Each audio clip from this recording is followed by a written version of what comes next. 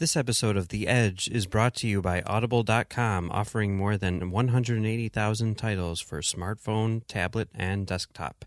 To get a free audiobook of your choice and help Trek.fm at the same time, visit audibletrial.com/trekfm. And also by Enterprise in Space, an international program of the nonprofit National Space Society. Find out how you can help science and education and become a virtual crew member aboard the NSS Enterprise Orbiter by visiting enterpriseinspace.org. And if you want to join the conversation and share your thoughts on this episode, join the Babel Conference, our listeners group on Facebook. Just type BABEL into the Facebook search field. We look forward to seeing you there. You're listening to Trek FM. What have you done out there on the edge of Federation space?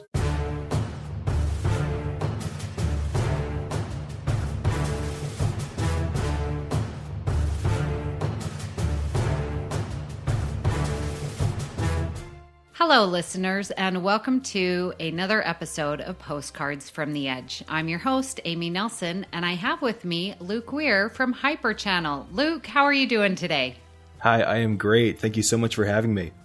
I'm so excited. Finally get to work with you. You've been on the network for quite a while, and I'm just really excited. We've got a very special episode. This is the reason why we created Postcards from the Edge was to actually talk about Discovery, and it's our first time we're going to talk about episodes 1 and 2. All right, very excited to do this. We got a lot of great response on the Babel conference here, so I'm really excited to go through these comments. Yes. So before we get to them, Luke, I'm interested to know, you've watched episodes 1 and 2, I'm assuming? Yes, I have. And tell me, what did you think of the new Discovery? I was really glad to see them. I went in with I'm trying to think of the kind of expectations I went into with these two episodes. I'm kind of thinking I didn't have any expectations, and I don't mean that in a negative way. Just I was trying to be a little bit cautious with this. I wasn't brimming with excitement, although I was really excited to see all of the excitement here on the network. A lot of people just really looking forward to the series, and I was really excited for them. But I was a little more cautious on my part, and really went in hopeful, but not really sure what to expect. And once I saw these episodes, I was really glad to see them. I really enjoyed them. I thought they were a lot of fun, a little light on plot. Looking forward to some meatier plots here in future episodes, but I think it was a great introduction to this series, and I'm really excited to see where they go next.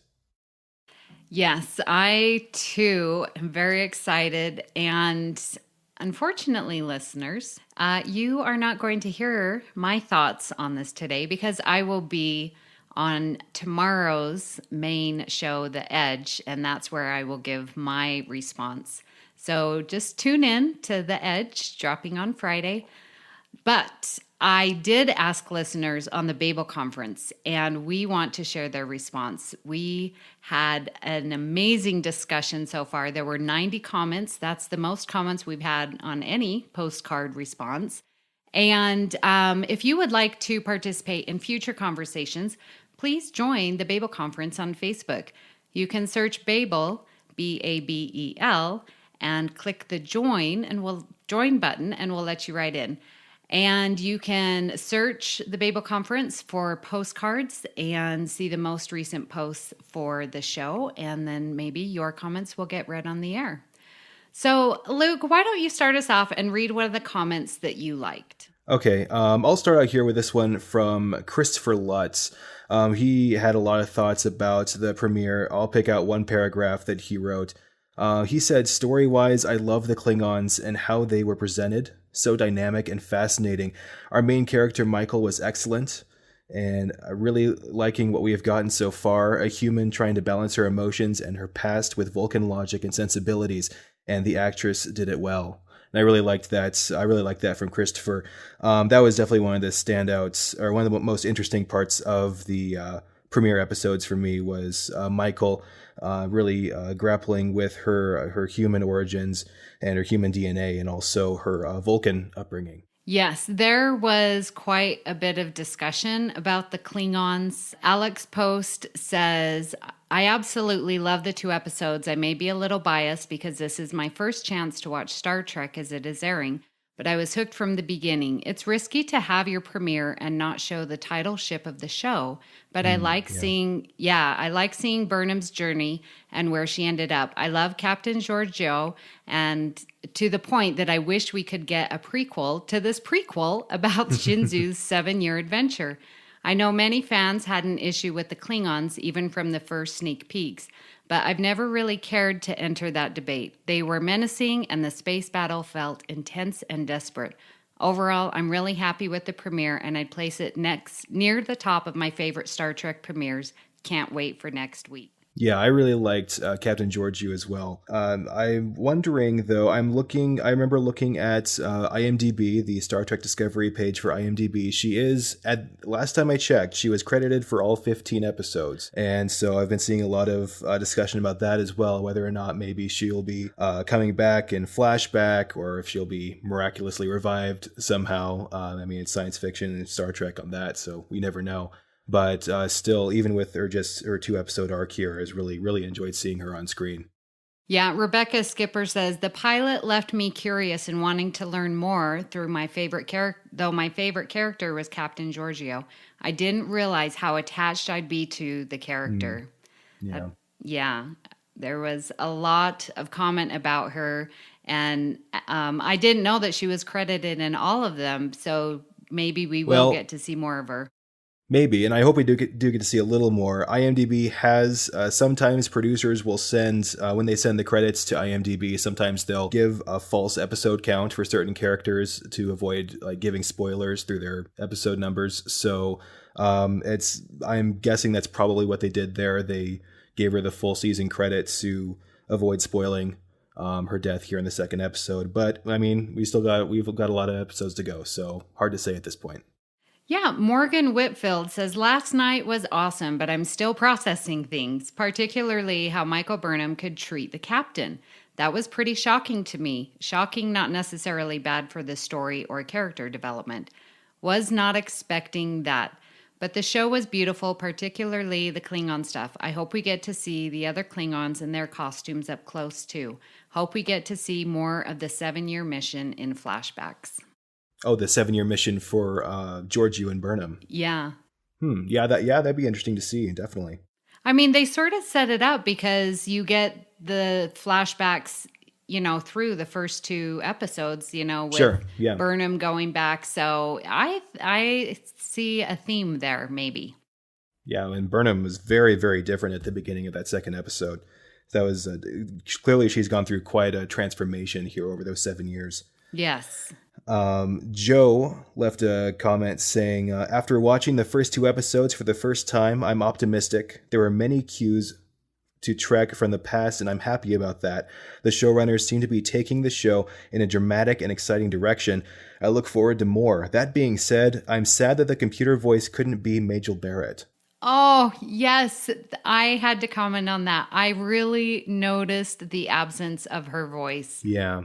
There's nothing wrong with the voice that they had. It sounded good, but just with the legacy of having Majel's voice there, that was kind of a shame. Yes. Oh, I'm glad you read that. Yeah, there were multiple comments there from people who were missing Majel there, but hopefully maybe they'll introduce her at some point. It's hard to see with the way they're sort of redoing certain elements of the visual aspect anyway, some of the technology they're redoing. So I guess we'll have to wait and see on that. Matthew Baker says, wow, I just finished episode 2 and I'm hooked. Very action-packed, but still character-focused and some light moments, which I appreciated. All right, I want to apologize in advance. I am probably pronouncing this incorrectly. I'm going to say Shoaib left a comment saying, Burnham and Georgiou's relationship was so sincere and harkened to past captain first officer dynamics. I thought this first officer perspective for, say, Riker before he was assigned to Enterprise D makes sense. Burnham is still green in her command. Sam Greenwood says, it was good Star Trek. People having been hyping it a little too much, but it was great. Effects were great. The story was generally good. The ships look really great. I'm so surprised about how well it fits into canon. I think you see a lot of comments. It's like, a prequel. And so how does that fit in? Sure. Yeah. And the effects were really, really slick, I thought. There was some concern about maybe CBS not spending quite enough money to get this right, with the story about Michael Dorn being offered very much to appear on the show. But we definitely saw a lot of time and effort and a lot of money on screen. I was really, really impressed with that. Bill Sweet said that one thing that jumped out, space feels big in this, possibly for the first time since how it's portrayed in the Voyager credit sequence. It really felt set in the vastness of space. And that was something I noticed too, that you really got to see a lot. Space sometimes in the previous series can feel like a straight line. People are going from just point A to point B, and you really got a sense of scope in these 2 episodes, and I really appreciated that. Yeah, that definitely was, you could tell from the episodes that it's huge and they're just a little ship in this huge space. That is a very good comment. I like that. There were a couple of them that had some viewing parties. So Luke Sims Jenkins says, my wife won't sit down with me often to watch Trek, but she joined me in this, and just like me, she loved it. So Shoaib also says, I had the honor of hosting a group of family and friends last night, including my niece and nephew, who are 10 and 12 years old, respectively. It was a great experience for us all. The story captivated the kids, and they had so many questions, comments during commercial breaks. Maybe that's the benefit of commercials, LOL. Yeah, and that's really great, too. I was really glad to see this was very much these 2 episodes were something for the whole family, something you could really watch with multiple generations. And I hope they continue that for the most part. I know that at least in one of the trailers, they did feature a TV MA rating. So I'm hoping, and they've said this too, that they're not going to go over the top just because they can, just because they're on a streaming service. So I hope they continue to be mindful of that this is a show that multiple generations can come together and watch together. Yes. Dennis Tremethick says, I love the opening 2 episodes of Star Trek Discovery. I will be a loyal fan. The 2 hours seem to fly by. There were a couple other comments that was just talking about how they were enthralled, and it just seemed to go by so quickly that they wanted more. So that's a good sign there. Yes. Yeah. It was really engaging. Now, not all of the comments were glowing and positive, and I don't want to just read only the positives. There were some negatives and some that had questions. And so I would just like to highlight, we won't spend too much time on it, but I wanted to read one from Aaron Parks. So Aaron says, I only watched the first episode because I cannot in good conscience pay a network that I typically avoid just for one show. That being said, we're not here to talk about CBS All Access. That being said, I'm anxious to see more because I was not impressed by the pilot. It's not Star Trek to me. Too dark, both in content and in picture. Too cinematic. I like the characters so far, but we're losing the ensemble feel of all the other series. Pilots as a rule are rough and not a good indicator of an entire series, but I'm having a hard time.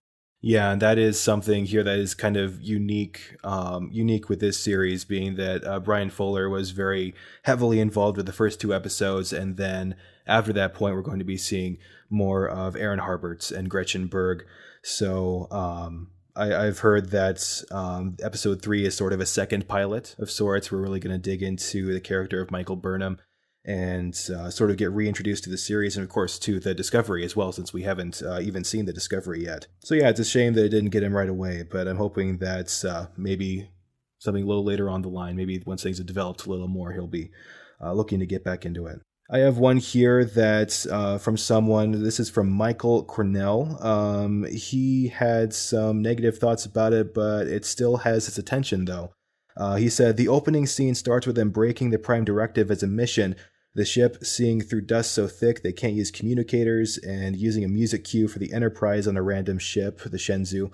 But despite some serious issues up front and a few later on, it is beautiful, and it has my attention. Corey Elrod says, I have only watched episode 1 at this point. It was pretty good for a first episode. They could do with a few more overhead lights on the bridge. It was way too dark for me. I don't know, maybe I'm just used to watching some really dark shows, but this wasn't that bad. I didn't think it was that bad anyway. It's a little different than the JJ verse ships or the bridges where everything is just completely illuminated. Yeah, that's the difference. Oh, I saw one comment that said that the bridge on the JJ was like the Apple store. Yeah. David Van Duker also was hesitant. He said, seems like they tried to cram too much into the first episode. This is a star wreck of a show. It needs a better, funny David. It needs a better storyline and less special effects. Yeah, I can understand what he's saying in terms of there wasn't a ton of story. This was very much focused on a single event. So I get where he's coming from. But I think they probably had to, they felt like they probably had to really start out with something big and something to really draw people in particular people who maybe weren't necessarily predisposed to watching a Star Trek series. So I'm hoping and I'm assuming that we'll get some more in-depth, more philosophical type storytelling here later on in the series. Yeah, so some people really like the special effects, and then some people are complaining about it. It's damned if you do, damned if you don't. Yeah. This one is a little different. It's not not necessarily negative about the show itself, but about the presentation. Brandy says, my husband and I watched episodes 1 and 2, and it was a frustrating experience as the picture kept skipping and freezing throughout both episodes. Not a great start for CBS All Access. And she did go on to say, though, that she really enjoyed both episodes. The visuals were stunning. The story was interesting to her. And she identified with Michael and really liked her. So that was great to hear. That is one of the risks of having a streaming series, particularly when you're not on, in my experience, when you're on anything besides Netflix, because Netflix is really pretty reliable, but some of these other streaming platforms that don't quite have it down perfectly, they do have some reliability issues sometimes, and that is an important thing that CBS will have to address here as we go along. Well, yeah, and one thing that it's not available on big screen. So yeah, I can get it and I can watch it on my itty bitty phone, which I would miss all the effects, all the expanseness of space that we've been talking about. Or I could watch it on my iPad, again, a small screen. I want to watch it on my brother's big screen TV. So thankfully, I had an adapter that I hooked up through a HDMI cable that talks to my Apple. And so I projected it that way because I have a Vizio TV, and apparently I've called and tried to get it all worked out. But Vizio goes through Yahoo, and Yahoo doesn't speak well with CBS. So I'm like, okay, because I tried to get the app through the smart TV, but it's not on every platform. And so that is frustrating when it's like, I can get Netflix or Amazon on my smart TV, but not this specific one app that it shows up on. Yeah, I was able to watch probably similarly to how you did. I was able to hook up my laptop to my TV and watch it that way. I was trying to watch it through my Amazon Fire Stick, and that app was having problems. It did not want to load the Premiere at all. It did not want to. So I tried 3 or 4 times to load that way, and I think I saw some other people saying, probably as she was saying, that they're having problems with the app on like TVs and that sort of thing. That is so good you said that, because I was going to get the Fire Stick just for this. Yeah. And so now experiences may vary. I'm sure some people, it probably worked fine. This is probably the most people that CBS has ever had using All Access. So I'm sure there's probably some technical kinks they're going to have to work out to make sure the service is reliable for everyone. So June Sanum also had an issue, not really a complaint, but and I actually agree with her. She says, I watched the first episode with my daughter, again with this family thing. That's good. She's hooked already.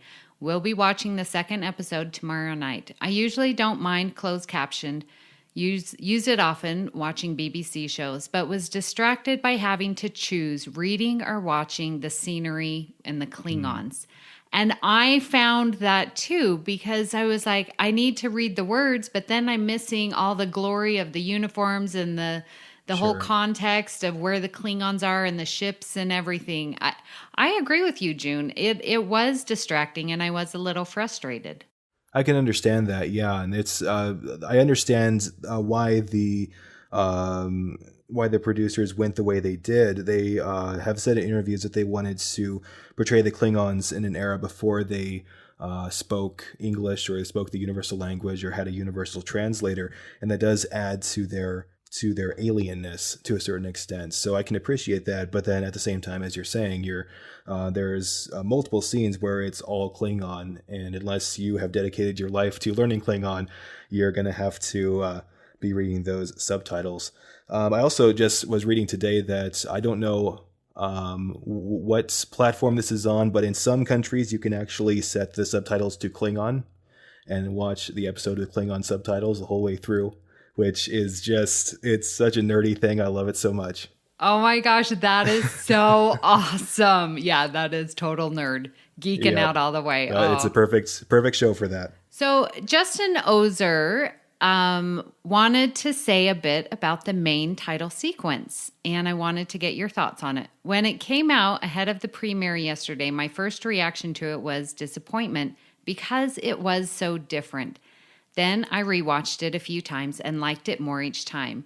By the time I saw the title sequence in the premiere, I loved it and my wife loved it too. The theme has also been stuck in my head since last night.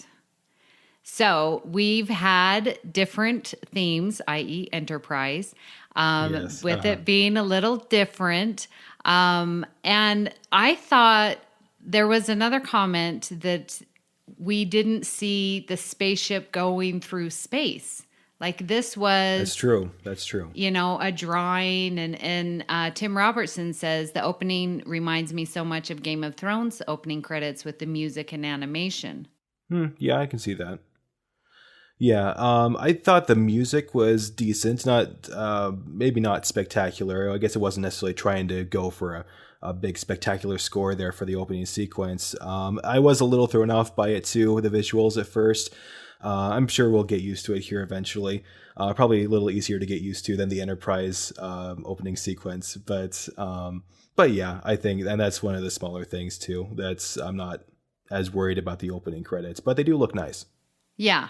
And it was a little jarring to not see space, but seeing these drawings instead. But yeah, I'm sure I will get used to it. I enjoy the Game of Thrones openers, and so it'll be just fine. It'll be just fine. Yeah, I will.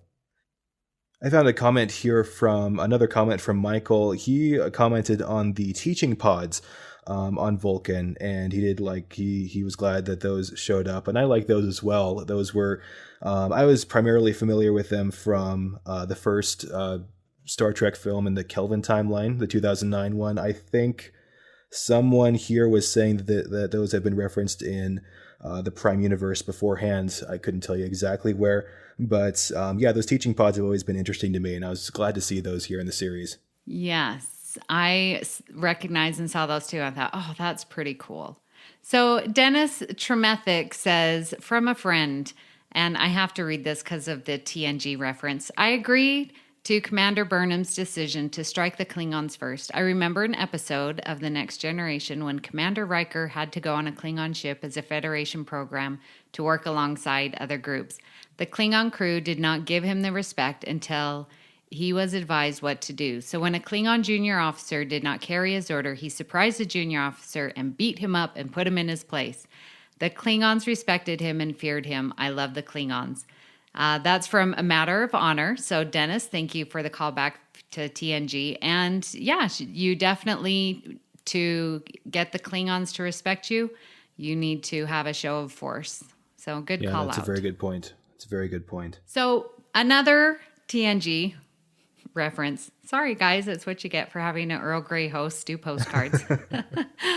So Paul McGraw pointed out, and I also had another person comment to me about the same thing, that Burnham is like the Ensign Rowe of a previous generation.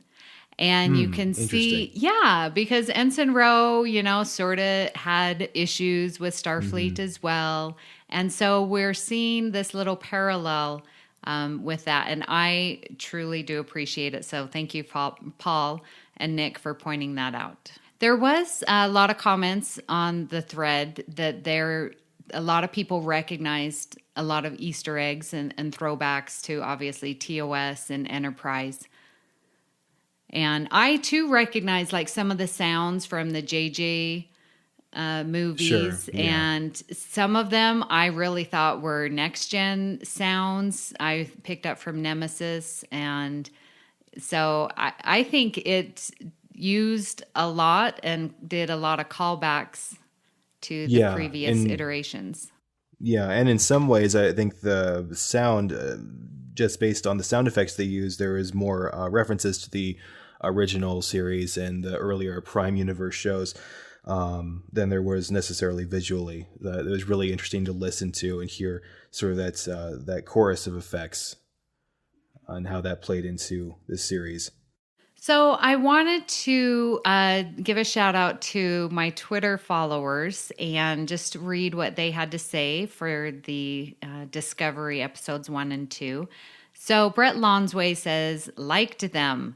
A few canon and design quibbles, but I'm being open-minded and sticking with it. Good, serious tone. And Jackie says, loved. Felt like late DS9 during the Dominion War. Want some lightness and exploration episodes, though. So wanting that balance. The Beelman says, loved every second of it. Blew away my expectations. In fact, probably the best Star Trek pilot out there of all the series.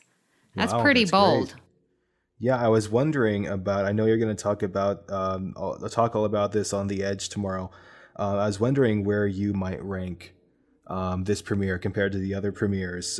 Christopher Baca commented, he was saying that he liked this more than Encounter at Farpoint. And I think I saw a couple comments actually saying that. And I've been trying to figure out where this ranks in terms of Star Trek premieres. I'm having a bit of a hard time figuring out where exactly it is, but I think it's definitely, I would say probably top 2. Anyway, what about you? Well, I'm going to save that Okay. in part because I want to watch it again. Sure. Because it was so late, and that's the thing with shows being on so late. I'm glad that I have the app so that I can rewatch it at my leisure. I really like Broken Bow, so that to me is probably going to, and I love Encounter at Farpoint, but I know that's just me and my TNG love. So, Sure. So you say top 2. What's your other one? I'm thinking probably, I'm a big Voyager buff, so I would have to say that the Voyager premiere is in contention there. This is the Discovery premiere was easily the most action-packed premiere we've ever had, so that does give it a leg up in some sense. But definitely my top 2 anyway. So one last Twitter comment, Star Trek versus Star Wars says, extraordinary cinematic production values, above average writing and cast, but almost no connection to the franchise's rich history. Okay, I can respect that. I was thinking while I was watching this series, if I had no connection to Star Trek before this, or if Star Trek just didn't exist before this, watching this pilot, I would give it nearly a 10 out of 10. Just because it's really well done. Everything is working pretty well. I mean, there's of course no show's perfect. There's a few little things, but overall I thought it was really, really well done. The issues come in when you compare it to some of the other things in terms of lore, in terms of canon, those things that we Star Trek fans tend to nerd out about. So it has some work to do overcoming the skepticism and some of the complaints that fans have had about it being so different. But I think it's a really promising series, and I'm really excited to see where they go from here. So I have one other way. Another postcard actually came via mail. So if you'd like to send us an email, Lisa Slack sent a very uniquely written email. So I would like to read it to you. She says, "Now I know Discovery," so it's a letter to Discovery, "you are going to have to prove yourself to me. I know that you were not at the battle with the Klingons, so you do not know how awesome the Shenzhou was. But let me tell you, she was.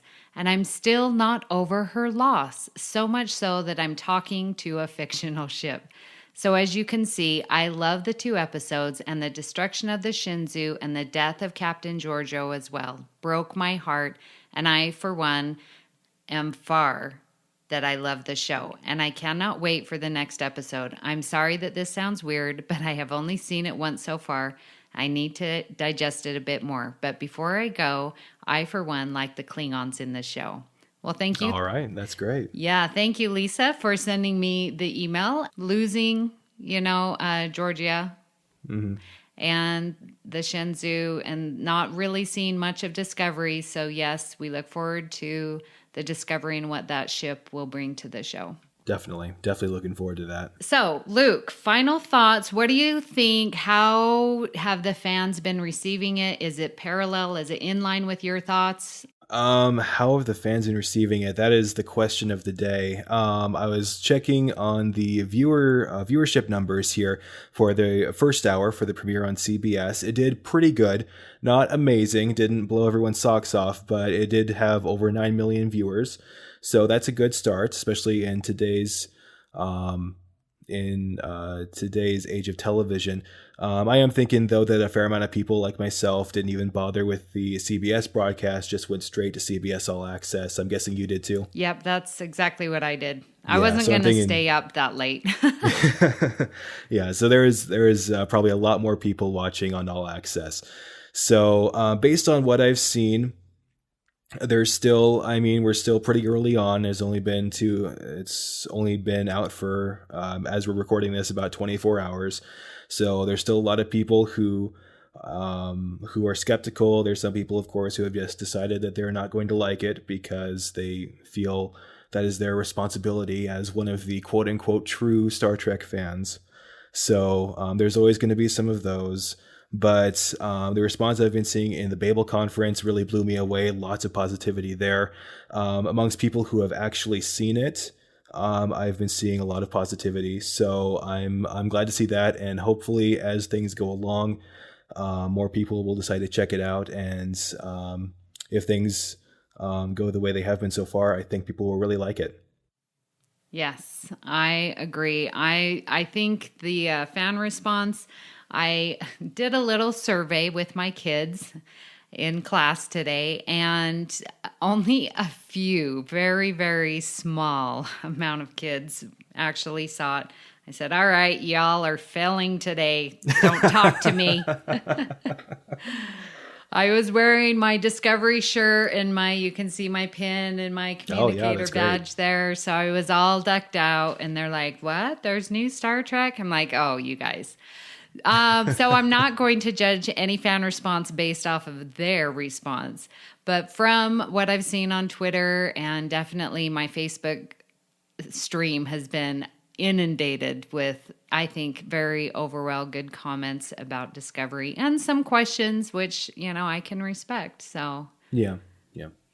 Well, it's been fun talking about fan response of episodes 1 and 2 of Discovery, but this isn't the only thing we've been discussing on the network. So here's a quick look at some of the other things you might have missed elsewhere on Trek FM. Previously on Trek.fm, Melodic Treks. I really like the two Fairhaven episodes that we got. I know a lot of people are either very hot on these episodes or very cold on them. They've never bothered me. I think they're a lot of fun. And they're silly, but whatever. But one of the things that's really cool about them is we get something different in the musical field for Star Trek with this wonderful Irish-style music. Earl Grey. Well, I just noticed mine deals with all naked people. Richard! Wow! All right. Wait a minute. Oh, Justice Tapestry, you're right. Yeah. Oh, gosh. I just noticed that. I was like, oh. There's nudity in each of those episodes. Well done. TVMA. Warp 5. It was a weekly thing. It was originally on Tuesdays. At some point, Tripp decided to make it a nightly thing, or at least that was his idea, but then it went back to a weekly thing. I'm like, that sounds just like my life, because this is the type of thing where it's like, yeah, you get together every Tuesday, and then you gotta wait a whole week, and at some point you're like, we should be doing this every day. To the journey! Yeah, I mean, the way that he behaves towards B'Elanna is kind of... He gets a bit creepy there. Well, he gets punched too, just like Joe Carey, so... He does. B'Elanna makes a habit of punching her staff. It's team building. It's like trust falls. It is team building. maybe it's like some kind of exciting club. Yeah, I've been punched by B'Elanna Club. I've been punched by B'Elanna, and I'm obviously now in the inner circle. Engineering. And that's what else is happening on Trek.fm. Check out all of the shows and join the conversation about your favorite corner of the Star Trek universe and beyond. You'll find us wherever you get your podcasts. If you're an Apple user, be sure to hit the subscribe button in the Apple Podcasts on iPhone, iPad, or Apple TV, or the desktop iTunes app to get the latest episodes as soon as they are published. And please leave us a star rating and written review. If you're not an Apple user, we've got you covered as well. You can find our shows on Google Play Music, Stitcher, TuneIn, Spreaker, SoundCloud, Windows Phone, in most third-party apps, and you can stream and download the MP3 file from our website or grab the RSS link. We'd love to hear your thoughts on today's show. Of course we would. We're Postcards. And there are many ways for you to do that. The best places to join the larger conversation is in the Babel Conference, and I talked about that in the show. If you'd like to send us an email, like was done, you can use the form on our website at trek.fm/contact. Choose to send to a show and select The Edge. That will come straight to me. You can also find the network on Twitter at TrekFM and on Facebook at facebook.com/TrekFM. So Luke, where can people find you if they want to talk to you about Discovery? Well, I am on Facebook. Just look up Luke Weir. I'll be in the Babel Conference chatting with some of you guys. And also, I'm on Twitter. My handle is @CraptasticLuke. It's like fantastic, but with a crap instead of a fan. Yes, it is. All right. You can find me on the network co-hosting Earl Grey with Justin Ozer and Richard Marquez. That's our podcast about the next generation. You can find me co-hosting The Edge with Aaron Harvey, Brandon Shea Mutella, and Mike Schindler. You can find me on Twitter at Miss Amy Nelson, but my favorite place is on the Babel Conference, so look for me there. If you'd like to help us keep all of our shows coming to you each week, you can become a patron of the network on Patreon. Visit patreon.com/TrekFM. That's patreon.com/TrekFM to get all the details. Perks include early access to episodes, exclusive content, producer credits, and more, available through our special patrons website, Patron Zone. It requires a great deal of money to produce and distribute these shows each month. We really appreciate any support you can give us and hope that you'll join the team. Again, you'll find the details at patreon.com/TrekFM.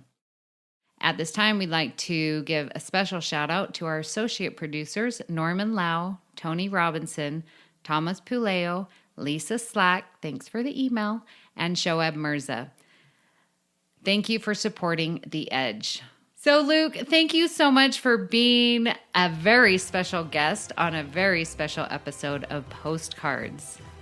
It was great to be here. Really excited to be talking about these first 2 episodes of Discovery and looking forward to listening to Postcards in the future. Well, join us next week for another episode of Postcards from the Edge. Hailing frequencies open.